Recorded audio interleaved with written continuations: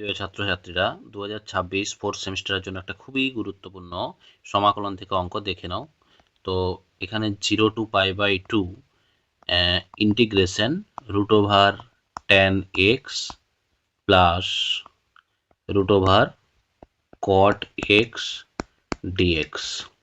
তাহলে 0 to π/2 tan xটাকে যদি আমরা ভেঙে দিই তাহলে কত হবে √sin x by √cos x plus এটা হচ্ছে cos x by √sin x dx। তাহলে 0 to π/2 এটা হচ্ছে sin x প্লাস ভগ্নাংশের যোগ করে দিচ্ছি cos x by √sin x cos x dx।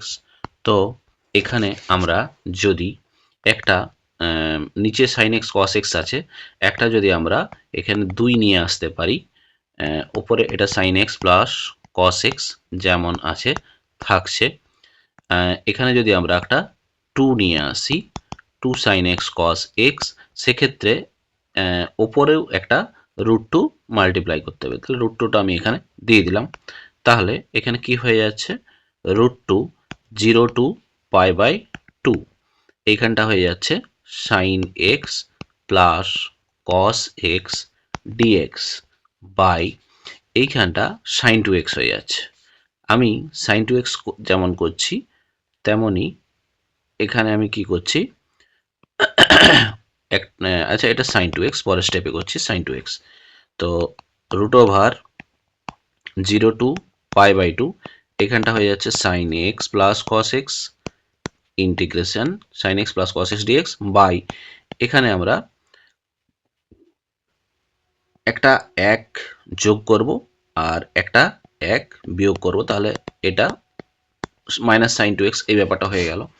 এবার √2 0 to π/2 এটা sin x plus cos x আর নিচটা হয়ে যাচ্ছে 1 মাইনাস sin 2x মানে কত হয় cos x minus sin x তার হোল স্কয়ার বা sin x minus cos x এটার হোল স্কয়ার, এটা হবে 1 মাইনাস sin 2x। এই যে 1 মাইনাস sin 2x, 1 মানে কত হচ্ছে sin square x plus cos square x 1 আর sin 2x টা হচ্ছে 2 sin x into cos x।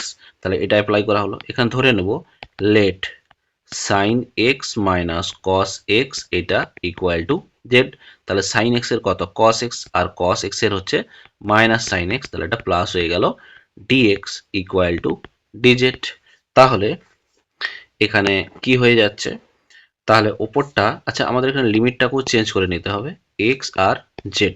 এখানে দেখো লিমিট যখন 0 ছিল আর π/2 ছিল, 0 যখন x এর মান যখন 0 তখন sin 0 0 আর cos 0 1, তার মানে এটা কত হয়ে যাচ্ছে -1। এবার যখন π/2 তখন sin π/2টা 1, তাহলে এখানে কি হয়ে যাচ্ছে -1 to 1 পর্যন্ত, -1 to 1। তাহলে আচ্ছা √2টা একটা আছে, সামনে একটা √2 আছে, এটা -1 to 1 হয়ে গেল। এবার ওপরটা হয়ে যাচ্ছে dz by √1 minus Z square, তাহলে এটা √2 sine inverse Z minus 1 to 1। তাহলে √2 সাইন ইনভার্স 1 মানে হচ্ছে π/2 আর ওই দিকটাতেও মাইনাস সাইন ইনভার্স -1 মানে এটাও π/2, তাহলে হয়ে যাচ্ছে √2 π। এটাই অ্যান্সার। Thank you.